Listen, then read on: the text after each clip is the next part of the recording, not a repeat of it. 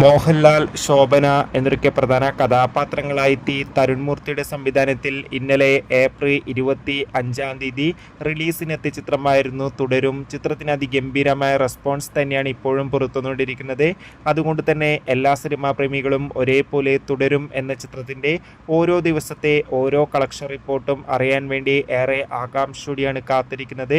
Finally ചിത്രത്തിൻ്റെ 2ാം ദിവസത്തെ ഏറ്റവും പുതിയ UAE ബോക്സ് ഓഫീസ് കളക്ഷൻ റിപ്പോർട്ടൊക്കെ പുറത്തുവന്നിരിക്കുകയാണ്.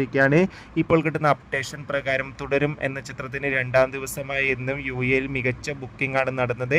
അതുകൊണ്ട് തന്നെ UAEയിൽ നിന്ന് മാത്രം ഏകദേശം 1 കോടിക്ക് മുകളിൽ ഇന്ന് കളക്ഷൻ നേടിയെടുക്കാൻ വേണ്ടി സാധിക്കുമെന്ന് ട്രാക്കിംഗ് റിപ്പോർട്ടുകളൊക്കെ സൂചിപ്പിക്കുകയാണ്.